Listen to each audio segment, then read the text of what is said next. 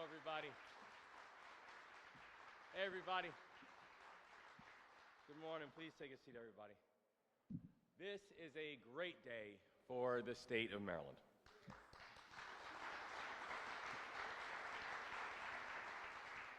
But it's not lost on me, and I know it's not lost on anybody here, that today's triumph was born out of tragedy. That just shy of 1 year ago, on March 26th, I got a call in the middle of the night, and I learned that the dolly had slammed into the Key Bridge and brought it down. In response to this horrible tragedy, that first morning, we laid out 4 key objectives.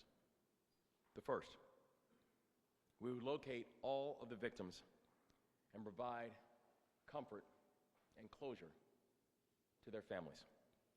The second, we would clear the channel and fully reopen the Port of Baltimore to vessel traffic. The third, we would support everyone who was affected by this collapse, from the dock workers to our small businesses. And the fourth, we would rebuild the Francis Scott Key Bridge. We tackled the first 3 directives faster than anyone anticipated.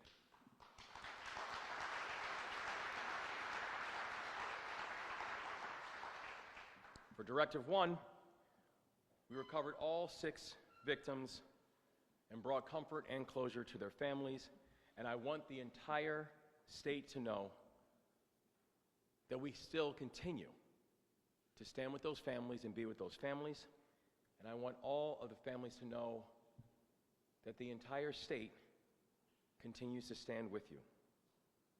Están en nuestros corazones, nuestros pensamientos y nuestras oraciones. Directive 2. While many said it would take 11 months to reopen the Port of Baltimore, this team got it done in 11 weeks.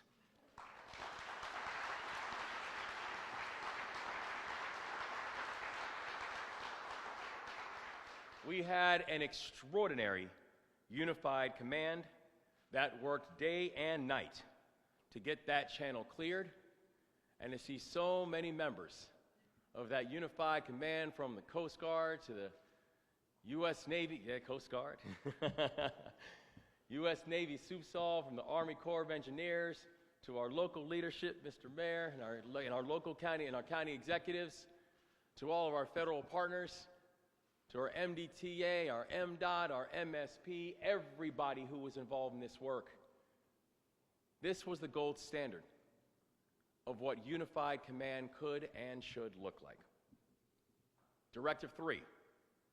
We passed bipartisan legislation with the Maryland General Assembly to support our workers and keep Marylanders on the job.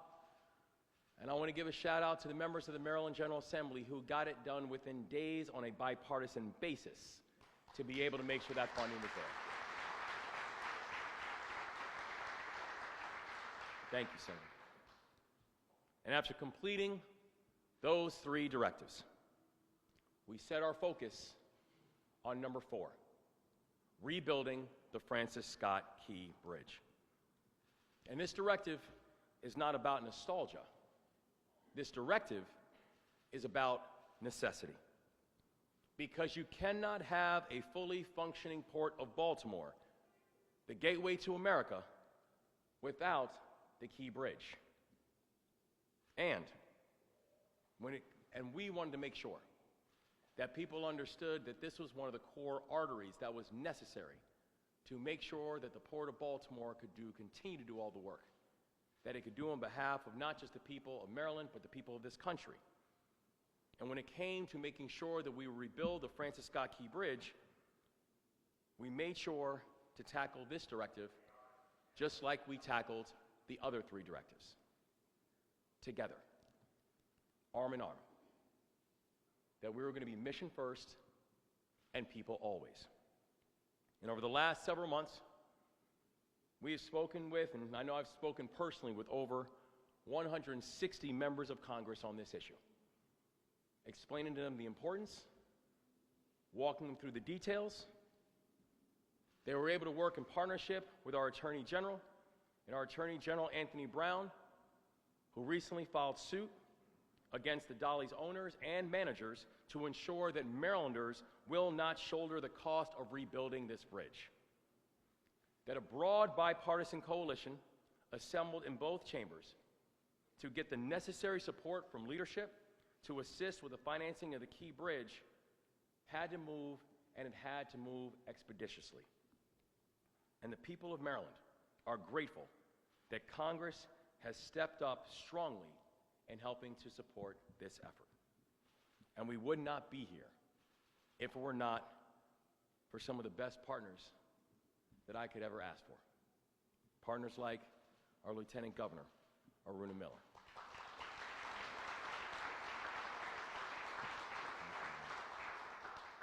Partners like our Transportation Secretary, Paul Wiedefeld.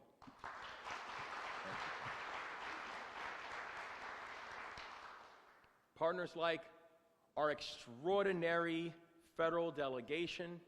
I know we have one of them here, the remarkable new Congresswoman Sarah Elfreth, and we're so happy to have you here. Thank you for all your leadership.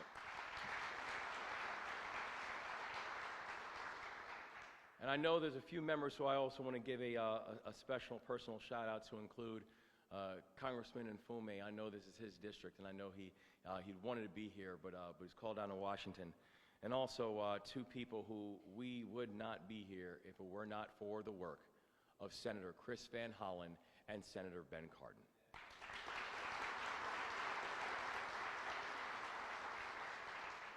It took a big team to get to this moment. It took a unified team to get to this moment. And this moment is a really big deal. And now, we are grateful to unveil the design for the new Francis Scott Key Bridge.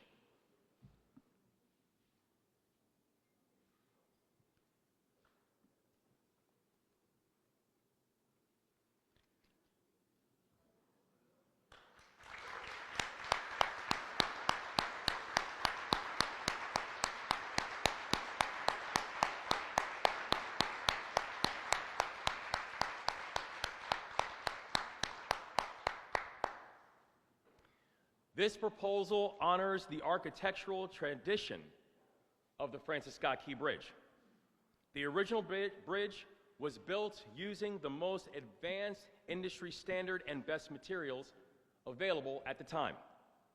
Our new bridge will also be constructed in accordance with the most advanced industrial standards and also the very best in infrastructure design.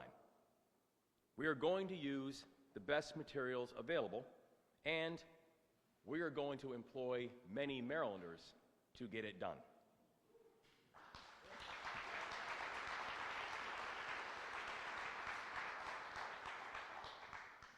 This is a really big deal. And this is a moment that I know for so many of us, we've been waiting a long time for today. And the people in this room and the people who this room represents, we're here because of you. We're here because you never stop pushing.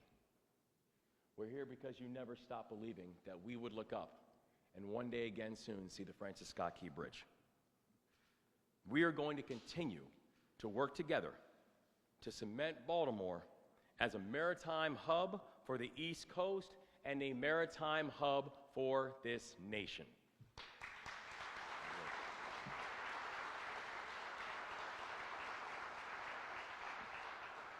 And this year, our administration has proposed new funding for a transformative project at Tray Point Atlantic. It is going to increase the Port of Baltimore's container capacity by 70%. It will create more than 8,000 jobs, and it will generate more than $1 billion in private investments.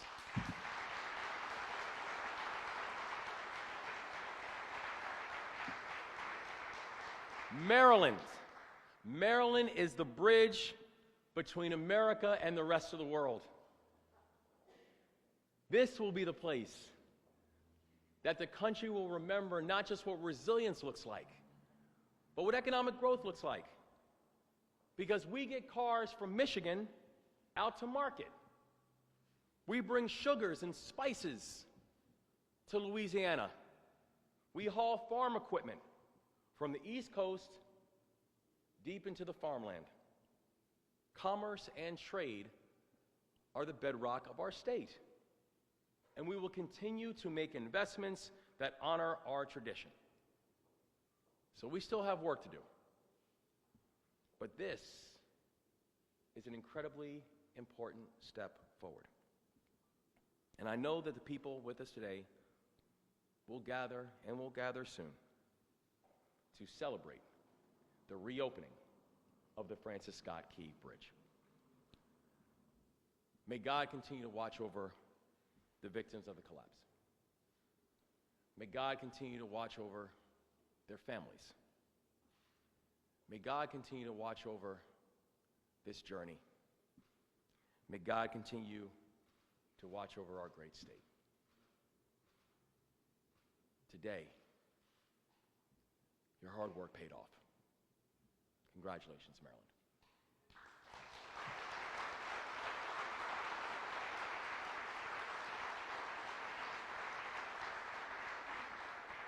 I am now honored to turn the microphone over to my partner in the work, our state's Lieutenant Governor, Aruna Miller.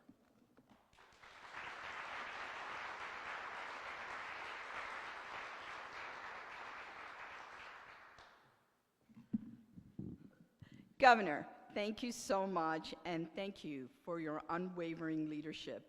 In one of Maryland's worst maritime disasters, you didn't just lead an effort to rebuild. You made sure Maryland stood strong, turning loss into momentum and uncertainty into resolve. On behalf of the people of Maryland, thank you, Governor Moore.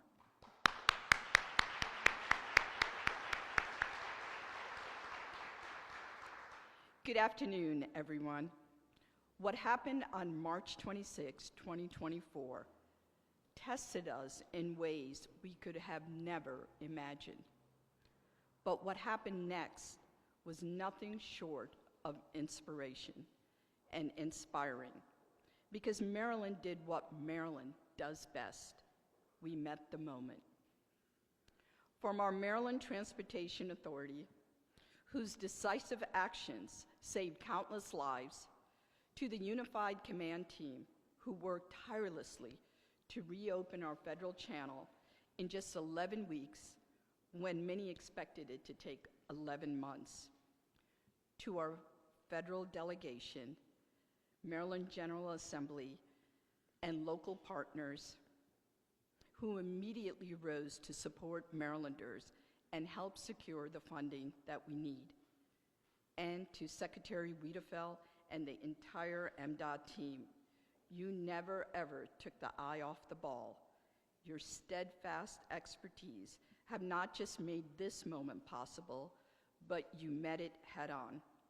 In less than a year after the unimaginable tragedy, we stand here today, united, stronger than ever before, ready to rebuild, ready to show the nation what Maryland is made of.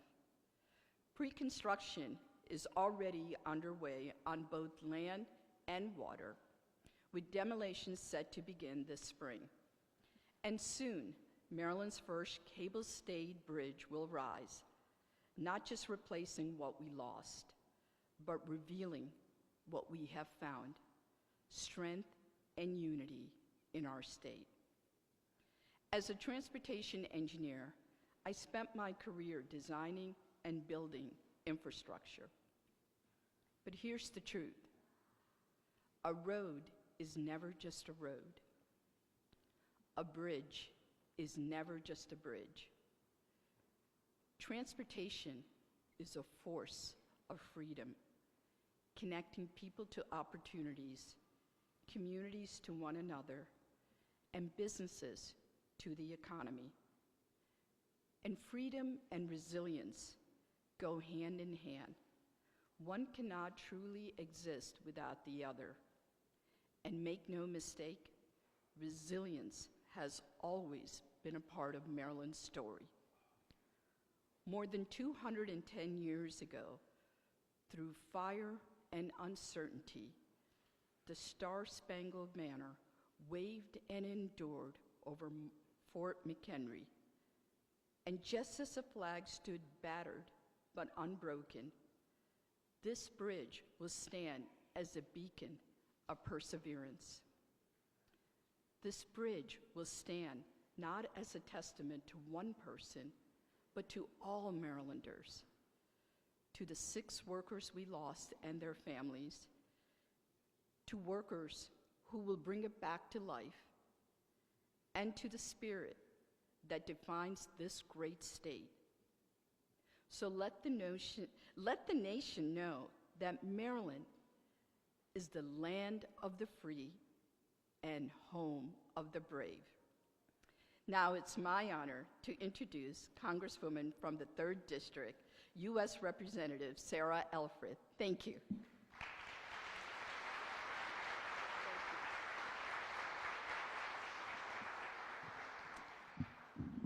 Thank you so much, Madam Lieutenant Governor. It's a privilege to be with all of you today.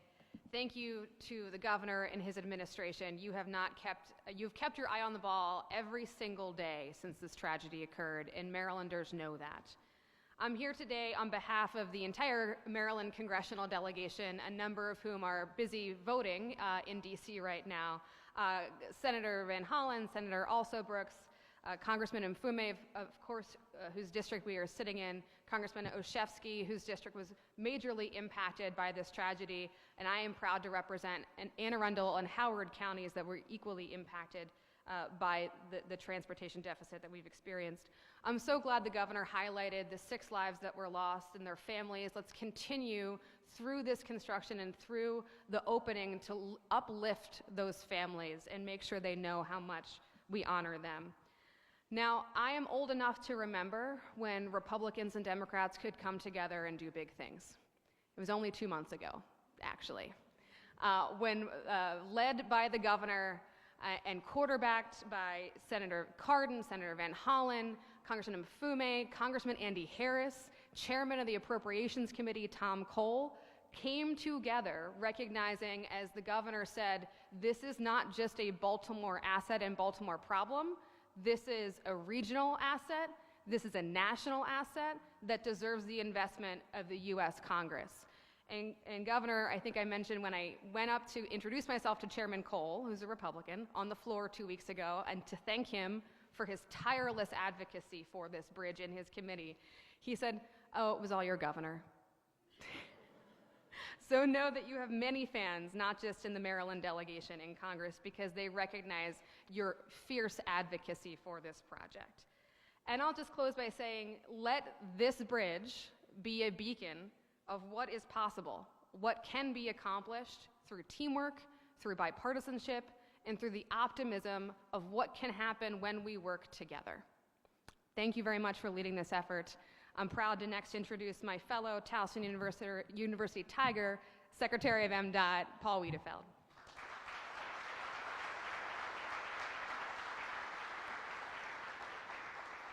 Thank you, Congresswoman. Let me begin again by obviously thanking Governor and Lieutenant Governor for your leadership, but really more importantly for your support. The support of our team, the support of the community, support of the families, support of the workers. I mean, that's really what it's been about, and you continue to do that. So I just want to thank both of you first and foremost. I also want to thank Secretary Martinez with the Office of Small Business Affairs, because, thank you.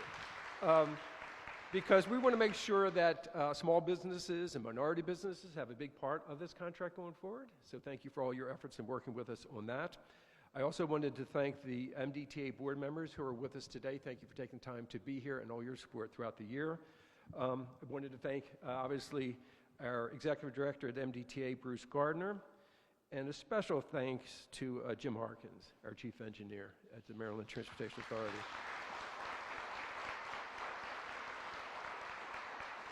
As you know, Governor, he was our point person on Unified Command At the same time, he was working behind the scenes on doing this. So a fantastic job. And obviously, Director Daniels at the port and everything that he's done as well.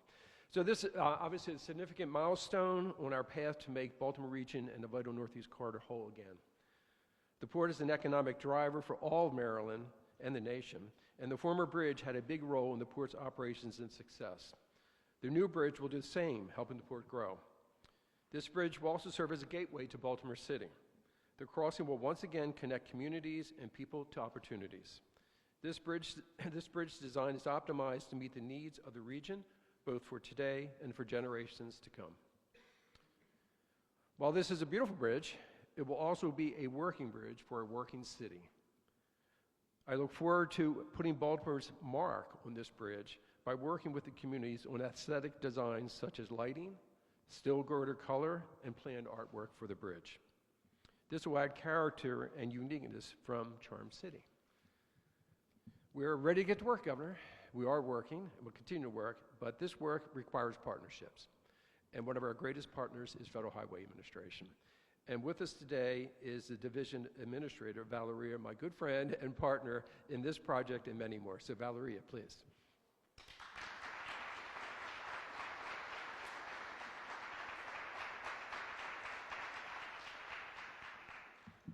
Thank you, Secretary Weatherford. What a glorious day today. Such a milestone. I am very happy to be here.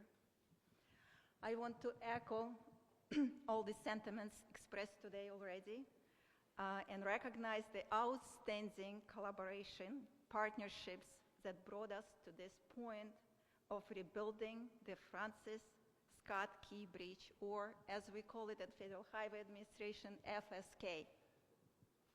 Near 11 months ago, Baltimore, Maryland, and the entire nation were shocked by the collapse of the FSK Bridge.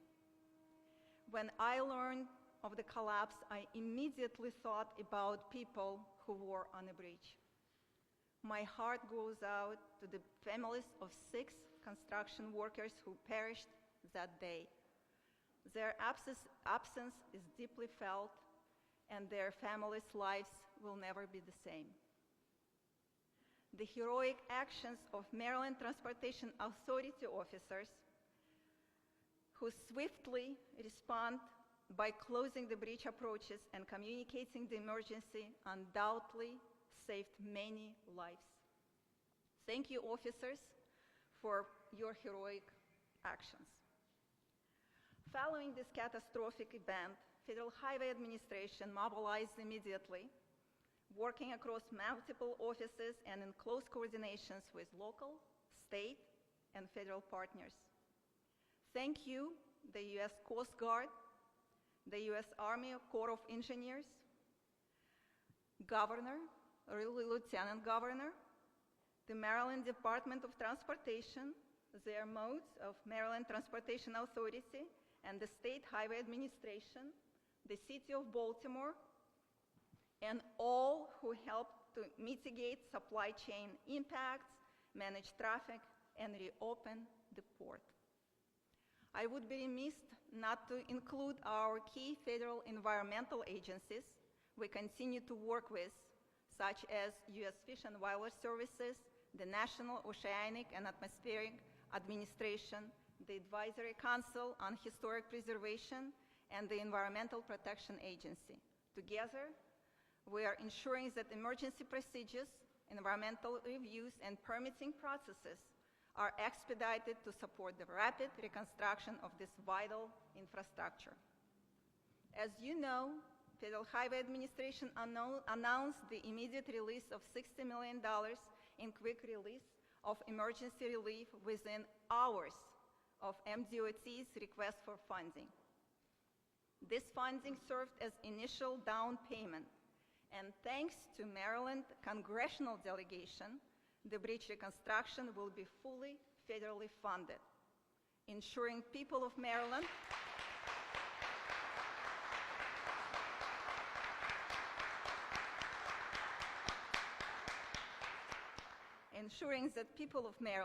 are not left to carry this financial burden alone.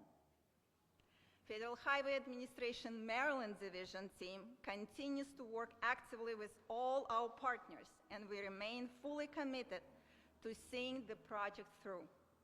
None of this progress would be possible without the strong leadership and partnerships between federal, state, and local agencies, among those with the invaluable input from the community. Thank you all for your hard collaborative work, ensuring that the bridge is rebuilt stronger than before, a critical link for regional infrastructure is restored to provide for economic stability and the safety for all who rely on it. Thank you, have a wonderful day, and it's my great pleasure to introduce Armand Patel from Maryland Motor Carrier Association.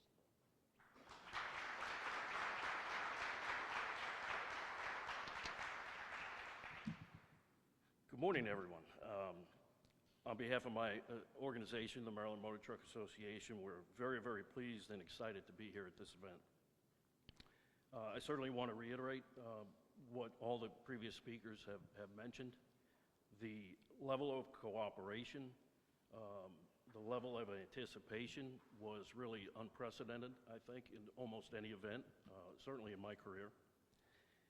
On behalf of the trucking community as a whole, and especially those who service the port, we want to express our sincere thanks to all of those who helped with the disastrous impact of this tragedy. Now, I have a list of thank yous, and you know what they say about thank yous. You know, when you start listing them, you inevitably leave someone off, so my apologies ahead of time if that happens. But our special thanks goes out to the White House and the U.S. Department of Transportation, who listened and understood the challenges that we faced, enabling the Federal Motor Carrier Safety Administration to enact temporary hours of service rulings, allowing our drivers to retrieve diverted Maryland cargo from neighboring ports. Governor Moore, whose leadership showed what can be accomplished while respecting the dignity of the victims and their families and emphasizing safety as a guiding principle. Secretary Wiedefeld, for his stewardship of resources and experience during the recovery process. An extra shout out to the entire team at the Maryland Department of Transportation, including SHA, the MDTA, for helping with the challenges of container transport and coordinating our requests. Port Director Jonathan Daniels, whose day-to-day advice and guidance help the community maintain focus while informing us of the progress and challenges of the effort. Secretary of Labor Portia Wu and her extraordinary team for the implementation of the Worker Retention Program and other support programs, including unemployment insurance available for independent contractors. Secretary of Commerce Kevin Anderson for the financial assistance to business owners. There are many others, but we also want to include the Maryland Department of Housing and Community Development, the Controller's Office, Baltimore County, the City of Baltimore, and also our neighboring states of Virginia, Pennsylvania, and Delaware. For our organization, it was never really a matter of how much a new bridge would cost. We're pleased that it's going to be backed by the federal government, but for us it was really a matter of how much would it cost not to rebuild it.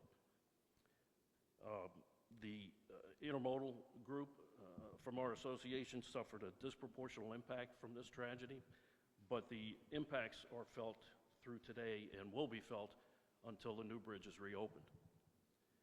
A study was recently released within the last few weeks by the University of Maryland and Morgan State University that estimates the collapse of the Francis Scott Key Bridge will increase the trucking industry's operating costs by $92.8 million in 2025, and each year thereafter until a new bridge is opened in 2028. That totals almost $450 million of additional expense. And that's if we remain on schedule, so we're holding you to it. That said, we are confident that there is a team in place to deliver a new bridge safely, on time, and within budget. Thank you again, everybody. At this time, I'd like to bring the governor back up to the podium for any questions.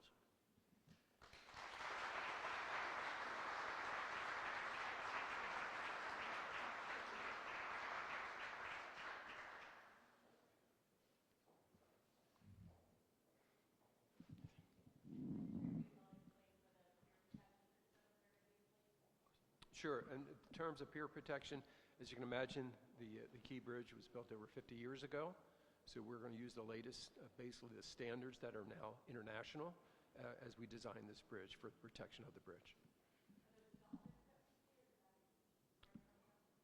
I'm sorry? Well, they're still doing final design, most likely not dolphins, but it's still in the preliminary design stage for that.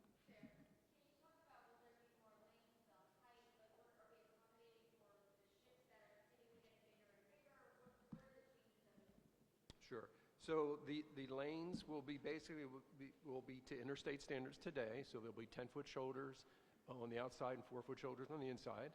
It will go from 185 feet to 230 feet from the waters, from the high tide. So it will accommodate future vessels of much larger size. As you know, we're building a bridge for 100 years. 2 lanes on each, exactly.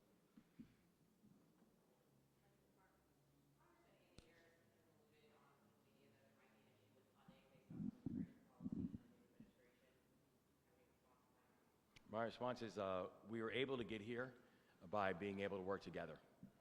That we were able to get full funding from the federal government, 100% cost share, because there was both Democrat and Republican support in order to make that happen. That was important because without that level of bipartisan support, we wouldn't be here. And so we're thankful for the support that we've received. You know, Congresswoman Elfreth mentioned, you know, people like Chair Cole and Chair Womack, Republicans who believe that this project is necessary and required, and we're thankful and we expect the continued bipartisan support in order to complete the project.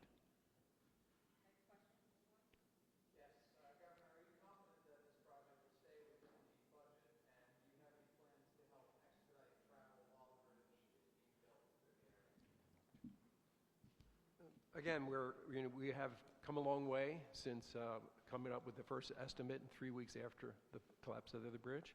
We continue to work with our partners at Federal Highway. We'll be coming up with an update on schedule and budget the next month or two as we, again, get much more detail.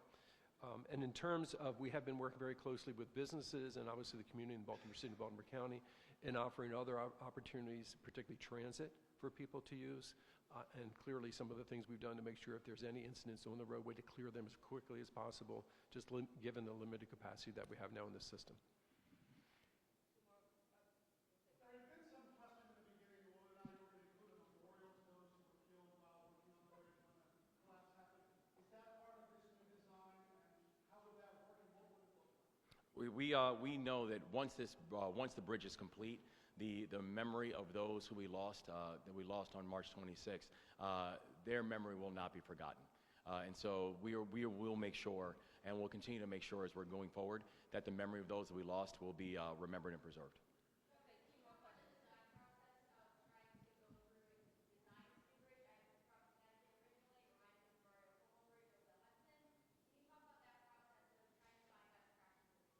Do you want to let the cable stay?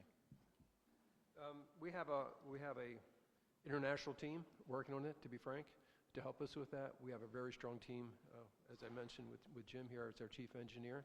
So we're basically taking the best of the best that we can find, but we're also very focused on the time to redo this bridge. You just heard from the Trucking Association, the impacts that has, and anyone that travels in this area knows that every day. And then in terms of keeping the costs, both today's costs and future costs, at a minimum as we can.